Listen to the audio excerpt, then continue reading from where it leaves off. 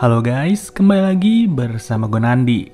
Pada video kali ini, gue akan membahas salah satu film seru yang berjudul Girls with Balls. Tidak pernah lupa, gue selalu mendoakan agar kalian dan keluarga bahagia serta sehat selalu ya.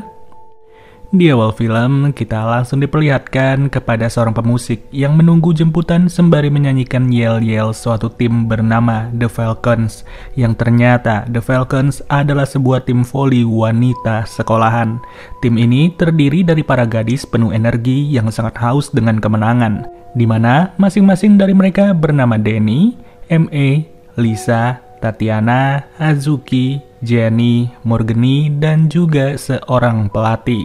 Tak butuh waktu lama, pertandingan final itu berhasil mereka menangi dengan sangat mudah. Ya, walau sebenarnya tim musuh nggak terima, tapi tetap aja mereka langsung merayakannya saat itu juga.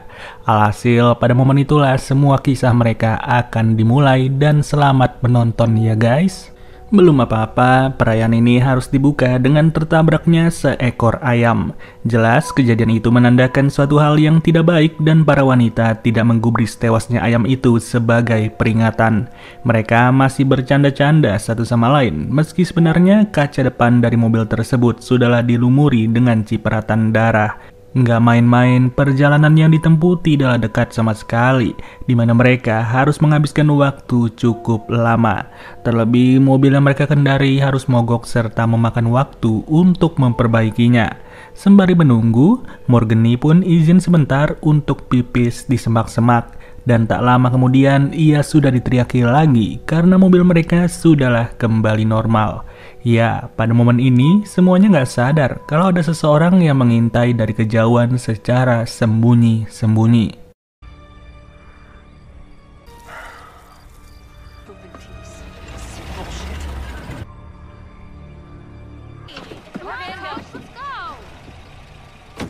Saat perjalanan dilanjutkan, masalah pun kembali dihadapi oleh rombongan tersebut. Tak ada yang menduga kalau jalan umum yang akan mereka lewati malah ditutup total, di mana dengan adanya penutupan ini, mereka pun dialihkan ke sebuah jalan bernama Helheim. Yang bikin masalah tambah ruwet adalah jalan ini tidak tercatat di peta, serta sangat jauh dari perkiraan awal yang telah mereka buat. Yang ujung-ujungnya, rombongan tersebut harus diarahkan kepada sebuah hotel misterius.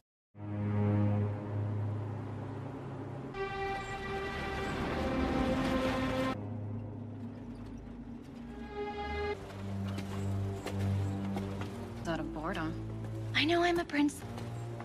It looks abandoned.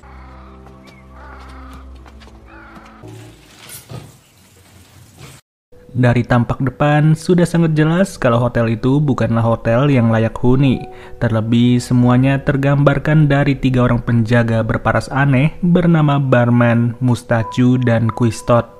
Belum apa-apa, sang pelatih semakin dibikin deg-degan setelah pertanyaannya terkait sebuah jalan malah diacuhkan. Dan luar biasanya, Morgany malah sengaja memancing ketiga penjaga itu dengan berjoget ria di atas meja. Jogetan tersebut turut membuat anaknya Barman yang bernama Paulette pun tergiur setengah mati. Ya, sejak momen itulah, para gadis mulai disentuh sana-sini serta menimbulkan kekacauan yang luar biasa. Kepergian mereka pun tidak mendapat restu dari para penjaga di hotel itu, di mana mobil mereka semua sudahlah ditandai. Pada titik itu, para gadis saling menyalahkan satu sama lain, termasuk menyalahkan Morgany yang sebelumnya berperilaku seperti orang bodoh. Alhasil, malam pertama pun harus dihabiskan oleh mereka di alam terbuka, sembari ditemani oleh hangatnya api unggun. Bahkan, keadaan turut semakin panas setelah terjadi singgung-menyinggung antara MA dengan Morgany. Saat tengah malam, kejadian naas pun harus dimulai setelah sekelompok orang mulai menggeruduk mobil mereka. Yang ternyata orang-orang itu adalah kelompoknya si Barman dan mereka semua memperkenalkan diri sebagai kelompok kanibal. Dengan keadaan seperti itu, tak banyak yang bisa dilakukan oleh sang pelatih bersama timnya. Apalagi nggak ada angin, nggak ada hujan, secara tiba-tiba Barman malah sengaja menembakkan sebuah pistol ke tangan Denny. Kejadian itu pun langsung membuat situasi semakin memburuk serta rasa panik harus menghantui mereka semua. Nggak mau main-main, Bearman cuma bisa tertawa aja sambil memberi aba-aba kepada anak buahnya untuk mengejar para gadis itu. Ya emang bener-bener siapa yang menyangka kalau bapak tua botak itu ternyata merupakan pemimpin yang sangat bengis.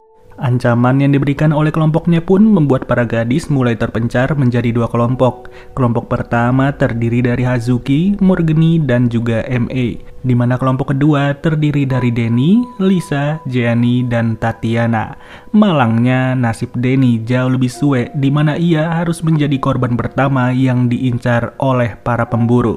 Sudah tangan dilubangi, harus kena headshot pula. Sampai-sampai ketiga temannya hanya bisa berlari sekencang mungkin.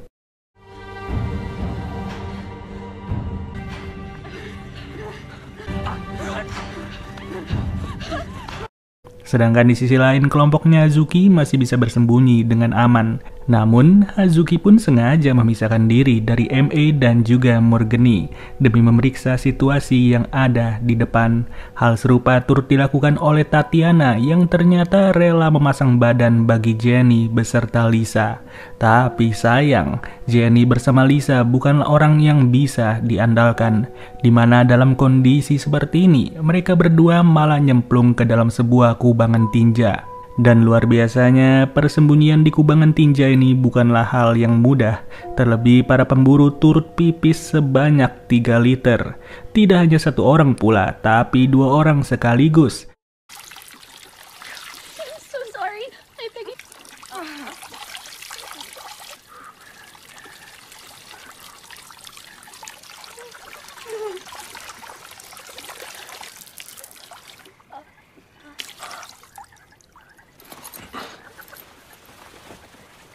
Ya, apa daya, bagi Jenny bersama Lisa, pengorbanan itu jauh lebih baik daripada tertangkap oleh kedua pemburu tersebut. Di samping itu, Hazuki ternyata jauh lebih lihai untuk menghadapi masalah ini. Sampai-sampai ia berhasil menumbangkan satu orang pemburu dengan tangan kosong. Cuman mereka nggak tahu aja kalau para pemburu itu bukanlah manusia sembarangan. Mereka mampu mengendus selayaknya seekor anjing dan bahkan saling berkomunikasi dengan berbagai macam bahasa hewan. Di samping itu, nasib paling buruk harus diterima oleh sang pelatih dan terlihat jelas kalau ia tidak ditemani oleh siapa-siapa kecuali dirinya sendiri. Segala rencana ia pikirkan sebisa mungkin, baik itu dari yang termudah sampai yang tersulit. Singkat cerita, posisi kelompoknya Hazuki pun mulai terancam. Mereka harus dibuat panik dengan keberadaan salah satu pemburu yang berteriak selayaknya seekor burung. Tapi ya bukan lagi rahasia umum kalau seekor burung sangatlah mungkin ditaklukkan oleh wanita, di mana pemburu itu harus dihajar bertubi-tubi oleh Hazuki. Hanya saja nyawa Hazuki harus terancam juga sampai-sampai ia sendiri mulai terjepit dengan situasi dan diselamatkan oleh MA. Dari situlah Hazuki makin gak respect dengan Morgany di mana ia lebih memilih untuk diam. Pada saat yang bersamaan, situasi buruk kembali menimpa Lisa dan juga Jenny. Mereka terpencar satu sama lain karena Lisa sendiri sudah keringat dingin. Sedangkan Gianni tak sengaja bertemu dengan regu pramuka yang terlihat nyantai di perkemahan mereka. Namun sialnya, regu pramuka itu nggak mau percaya sama sekali dan berujung matanya Gianni harus disembur dengan semprotan mata. Ya, dari ketidakpercayaan inilah kedua pemburu pun bertemu dengan regu tersebut serta menghabisi sang pemandu. Hal serupa turut dialami oleh Lisa yang nggak mampu lagi berbuat banyak. Ia hanya bisa berjoget-joget sembari menarik perhatian kedua pemburu yang berada di hadapannya. Dan kali ini, regunya Hazuki kembali menghadapi masalah. Yang beruntungnya, pemburu itu berhasil dihajar oleh Morgany. Tapi luar biasanya, baru saja selamat, Morgany malah sengaja menusuk Hazuki serta berujung wanita itu tak terselamatkan lagi. Dan sangat disayangkan, MA nggak melihat momen tersebut di mana ia mengira Hazuki baru aja tewas di tangan sang pemburu. Pada situasi yang berbeda, Tatiana terus berusaha untuk melarikan diri sebisa mungkin. Namun perjuangannya jauh lebih sulit karena ia sendiri sudah berada di markas utama dari para kanibal pemburu. Jelas saja, segala usaha harus ia kerahkan secara lebih meski seluruhnya tidaklah berjalan mulus.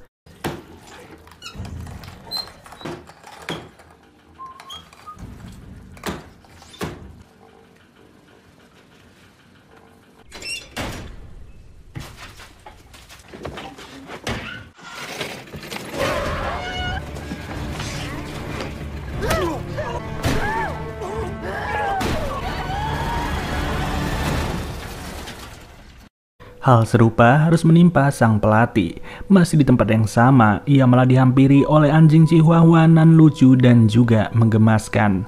Tapi siapa sangka baru saja diajak kenalan, burung si pelatih malah diterkam begitu saja. Kabar baiknya, Jenny nggak sengaja bertemu dengan MA dan juga Morgany. Nggak jauh dari situ, mereka bertiga pun melihat keberadaan mobil The Falcon yang terlihat aman terkendali. Sedangkan di luar mobil, para pemburu terlihat sedang berkeliling ria untuk mencari keberadaan mereka. Ya, dari sinilah perlawanan pun sengaja diberikan oleh ketiga gadis itu. Sembari mengandalkan keahlian mereka, para pemburu pun berhasil ditumbangkan cukup dengan beberapa bola voli. Yang sudah jelas kebahagiaan itu tidak akan berlangsung lama dan Morgany sendiri harus tertangkap dengan sangat mudah. Di sini, MA bersama Jenny harus terus berjuang sebelum hari menjadi gelap. Tapi MA nggak mau pergi begitu saja dan ia mengajak Jenny untuk berusaha menyelamatkan rekan-rekan mereka. Yang bisa dilihat, nasib Tatiana, Lisa, dan Morgany benar-benar di ujung tanduk. Mereka disekap di markas utama dari para kanibal pemburu yang sudah lama tidak menyantap perempuan. Sambil dipimpin langsung oleh Bearman, ketiga perempuan itu dibikin histeris setengah mati. Please. I beg you, please. I said please.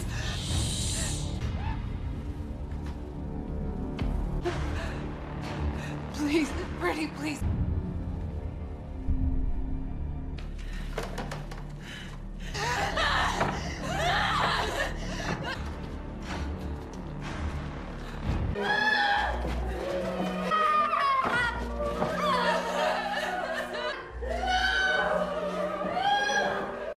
Tak terbayang sebelumnya oleh mereka bertiga kalau acara perayaan kemenangan akan berujung seperti ini. Dan pada posisi inilah terlihat kalau Jenny sudah menyadari teriakan teman-temannya.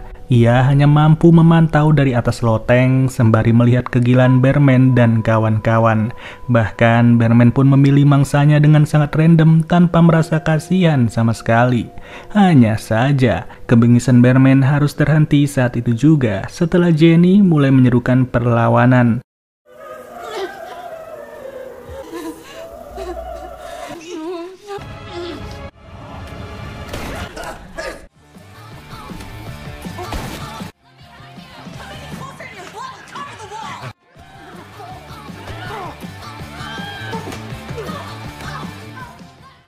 Ia bersama MA kompak menyelamatkan ketiga teman mereka yang masih tersekap. Gak cuma dengan senjata, para gadis itu mampu melawan dengan bola voli yang disita oleh semua pemburu. Di saat yang bersamaan, sang pelatih sudahlah membabi buta, dan ia datang tepat waktu untuk menghajar pria-pria kanibal. Alhasil dengan kehadiran sang pelatih, usaha mereka semua terasa jauh lebih mudah. Sialnya, pada posisi ini, Morgany masih saja menjadi impostor. Belum lama melenyapkan Hazuki, ia malah sengaja melenyapkan Lisa. Rasa tega itu pun membuat Jenny langsung menggila sampai-sampai ia rela berduel dengan Morgany. Padahal mah yang lain lagi sibuk melawan pemburu. Mereka berdua malah sibuk by one. Dan ternyata Morgany bukanlah wanita biasa, melainkan ia mengaku sudah berselingkuh dengan semua kekasih dari para rekannya. Maka dari itu, tak heran lagi kalau ia sudah melakukan tindakan bodoh saat tiba di hotel misterius. Karena pada dasarnya, Morgany adalah pelakor dan ia sangat-sangat gatal. Yang dimana pada akhirnya sang pelatih tak lagi mampu menghadapi gempuran itu. Dan berujung seluruh kanibal harus terbakar bersamaan dengan si pelatih beserta Morgany. Dan kali ini bukan lagi bola voli yang mereka hajar, melainkan bola bekel dari para kekasih. Gila sih, nggak kebayang gimana rasanya kalau bola bekel para kekasih dihajar begitu aja. Bola voli enak di smash, tapi kalau bola bekel yang jumlahnya 2 biji kan nggak enak ya. Ya gitulah guys, ya udah mungkin segini aja pembahasan alur ceritanya. Gua Nadi cabut dulu. Dadah.